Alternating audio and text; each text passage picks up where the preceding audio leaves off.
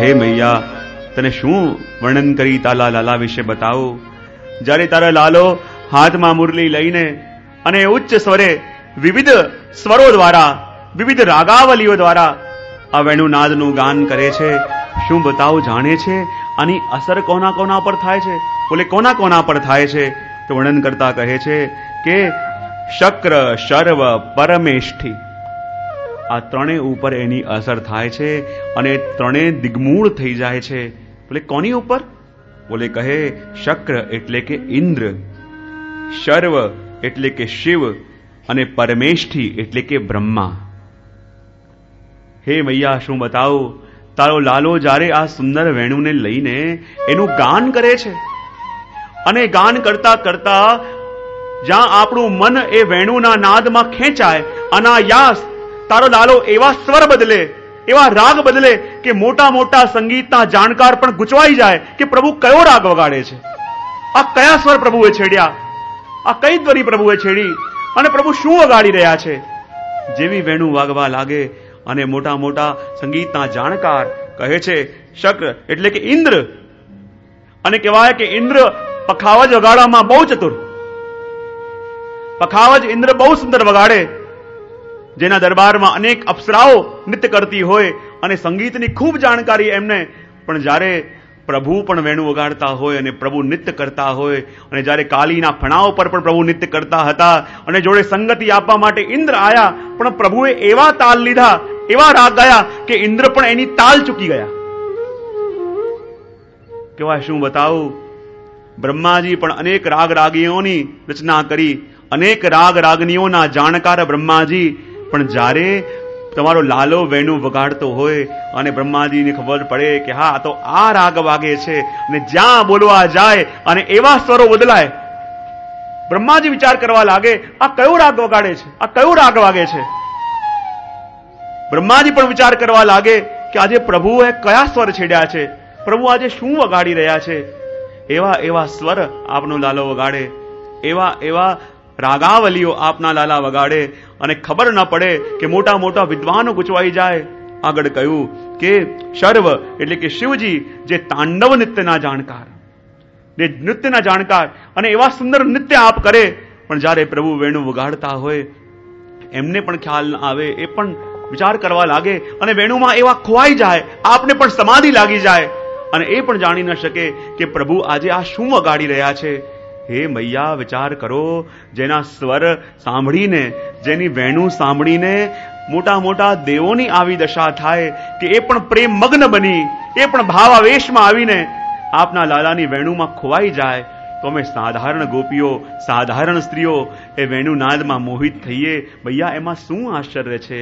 જે વેણુનાદનું દર્શન કરી મોટા મોટા દેવતાઓ પણ, મોટા મોટા સંગીતના પ્રણેતા, સંગીતના રચયિતા, સંગીતના રક્ષણ કરવાની જવાબદારી જેની છે, એ લોકો પણ પ્રભુ આપના સંગીતને જોઈને પોતાનું જ્ઞાન ભૂલી જાય, પોતાનું સ્વરૂપ ભૂલી જાય, કે જ્યાં પોતાનું જ જ્ઞાન ન રહે ત્યાં પછી આપણા જ્ઞાનનું જ્ઞાન ક્યાંથી રહે, આપણા સંગીતનું જ્ઞાન ક્યાંથી રહે, આપની જાણકારીઓનું જ્ઞાન ક્યાંથી રહે. અને મૈયા, જ્યારે આ લાલો સુંદર વેણુ વગાડે અને બધા મોટા મોટા દેવતાઓ જ્યાં ગૂંચવાઈ જાય કે આજે પ્રભુ શું વગાડી રહ્યા છે, પ્રભુએ કયો રાગ વગાડ્યો, કયા તાલમાં વગાડી રહ્યા છે, એ પણ ખબર ન પડે અને ઉભા ઉભા દિગ્મૂળ થઈને એ પ્રભુના યશને જોતા રહે. જ્યાં ઓળખવા જાય કે આ રાગ છે અને એવા સ્વરો બદલાય, ખબર પડવા જાય કે આ તાલ છે અને એવી લય બદલાય કે પકડી ન શકે કે આ કયો રાગ પ્રભુ વગાડે છે, પ્રભુ આ કયા તાલમાં વગાડે છે, એ પણ કોઈ જાણી ન શકે. અને પ્રભુની એ લીલાની અંદર દિગ્મૂળ બની જાય. કહેવાય ખબર નહીં એવી શિક્ષા, એવી લીલા પ્રભુએ ક્યાં લીધી હશે? ઉરુધા નિજ શિક્ષા. મૈયાને સમજાવે છે, અરે મૈયા, બતાવો તો સહી કે આ પ્રભુએ વેણુ વગાડવાની શિક્ષા કોની પાસે લીધી છે, આ બતાવો તો ખરા, તો અમે પણ ત્યાં એડમિશન લઈ લઈએ એમની પાસે શીખવા માટે. કે જ્યાં એવી વેણુ શીખીને આવ્યા છે, એવી વેણુ શીખીને આવ્યા છે કે જ્યાં એના સ્વર નીકળે અને મોટા મોટા દેવતાઓ મૂર્છિત થઈ જાય, મોટા મોટા દેવતાઓ પોતાના સ્વરૂપને ભૂલી જાય. બતાવો તો ખરા એવી શિક્ષા ક્યાં લીધી છે? પણ એના માટે કહ્યું નિજ શિક્ષા. કહે જુઓ તો ખરા, જ્યારે વેણુ વગાડે અને શિવજી સમાધિમાં બિરાજમાન હોય એમની પણ સમાધિ તૂટી જાય, એ પણ વિચાર કરવા લાગે કે જે સુખ સમાધિમાં મળતું હતું હવે એ જ સુખ આપની વેણુનું નાદ શ્રવણ કરીને મળી રહ્યું છે. જ્યારે વેણુનાદ થાય અને બધા ખોવાઈ જાય,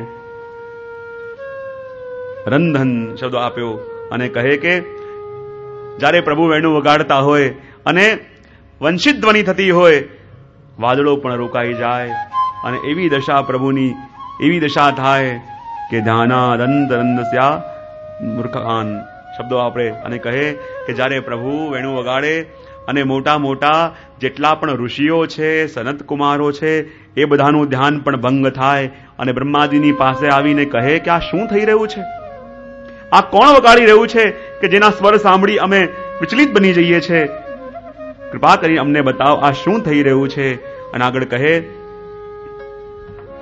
કે જ્યાં પ્રભુ વેણુ વગાડતા હોય ત્યાં બ્રહ્માજી તો આવી જાય, વેણુ વગાડતા હોય ત્યાં સ્વયં ઇન્દ્ર આવીને આપણી સંગતિ કરવા લાગે, પણ જ્યાં પ્રભુ વેણુ વગાડે ત્યાં જોડે શિવજી એમના પરિવાર સાથે પાર્વતીજી પણ આવી જાય, ગણેશજી પણ આવી જાય અને બધા આવીને પ્રભુના દર્શન કરવા લાગે. અને કહેવાય કે પ્રભુના અધર કેવા છે, સદ્યો બુદ્ધિ હરિબિંબા. અધર બિંબ કહ્યું ને, પ્રભુના અધર કેવા છે, બોલે બિંબા ફલ જેવા, પણ બિંબા ફલ માટે કહેવાય કે સદ્યો બુદ્ધિ હરિબિંબા, યાની આ બિંબા ફલનું બહુ ભક્ષણ કોઈ કરે તો એની બુદ્ધિ બગડી જાય. અને આ પ્રભુના અધર પણ એવા છે કે બહુ વાર સુધી પ્રભુના મુખારવિંદના દર્શન કરીએ પછી આ બુદ્ધિ આપણા કયામાં રહે નહીં, આ મન આપણા કયામાં રહે નહીં, આ ઇન્દ્રિયો આપણા કયામાં રહે નહીં. એટલા માટે તો ગોપીઓ કહે છે પ્રભુ આપના અધર પણ એ બિંબા ફલ જેવા છે. અને બિંબા ફલનું જે બહુ સેવન કરે પછી આ મન, આ બુદ્ધિ, આ ઇન્દ્રિયો એના કયામાં રહે નહીં, કારણ કે પ્રભુ આપના દર્શનમાં અને આપની વેણુનાદની અંદર અમૃત તો છે અને જોડે જોડે આશાઓ પણ છે.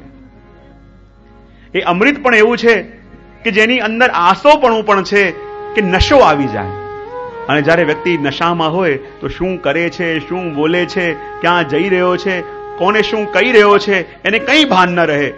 અને એવી જ દશા એની થાય કે જે આ પ્રભુના વેણુનાદનું શ્રવણ કરે, અમૃતનું પાન તો થાય અને જોડે જોડે આ પ્રેમ આશાઓનું પાન પણ થઈ જાય. અને એટલા માટે તો કહે ભૂત છીએ મદિરા પીએ તાહી કો સુધ હોય, ભૂત છુએ મદિરા પીએ તાહી કો સુધ હોય, પણ પ્રેમ સુધારસ જો પીએ તાય સુધી ન રહે કોઈ. આ પ્રેમની સુધા જે પીએ, આ પ્રેમનું અમૃત જેણે પાન કર્યું છે એની પાસે ઓર કોઈ ઠેકાણું રહે જ નહીં, કોઈ ઉપાય રહે નહીં. કારણ કે આની ઔષધિ અને આનો રોગ બંને એક હોય છે. રોગ પણ એનો સ્નેહ છે અને એની ઔષધિ પણ સ્નેહ છે. પ્રેમ નામનો રોગ થયો છે અને એની ઔષધિ પણ પ્રેમ છે. અને જે રોગની ઔષધિ અને રોગ બંને એક હોય એનો ઈલાજ કોણ કરી શકે. અને એવી જ દશા થાય કે જે પ્રભુ ભૈયા આપના લાલાના અધરોના દર્શન કરે. અને શું બતાવું, ભાગવતની અંદર પણ અનેક વાર વર્ણન આવે છે કે જ્યારે પ્રભુ સુંદર વેણુ વગાડતા હોય અને વેણુનાદનું શ્રવણ કરીને બધા પોતાના સ્થાન બહાનને ભૂલી જાય. એટલે ગોપીઓ કહે છે કે ખબર નહીં આ વેણુ મને બીજું કોઈ નહીં, મને તો લાગે છે કે જે ધ્રુવજીના વંશમાં થયા હતા ને રાજા વેન થયા હતા, ધર્મના વિરોધી, એ લોકોના ધર્મ છોડાવે. અને વેન રાજા તો મરી ગયા પણ એમના વંશમાં થયા પૃથુ, સાક્ષાત ભગવત સ્વરૂપે. અને કોઈ ઉત્તમ પુત્ર થાય તો આખા કુળને તારે. અને લાગે છે પૃથુ વંશમાં થયા એટલે આ વેન બહુ ચહિતા પ્રભુને થઈ ગયા અને બહુ મોઢે લાગ્યા. મને લાગે છે એ વેન જ આ વેણુ થઈને આવ્યા છે. એ વેન પણ લોકોને ધર્મ છોડાવતા અને આ વેણુ પણ ધર્મ છોડાવે. જ્યારે આ વેણુ વાગે, નદીઓનો ધર્મ છે વહેતા રહેવું, એ પણ ધર્મ ભૂલે અને સ્થિર થઈ જાય. જ્યારે આ વેણુ વાગે અને પેલા ગાયોનું કામ છે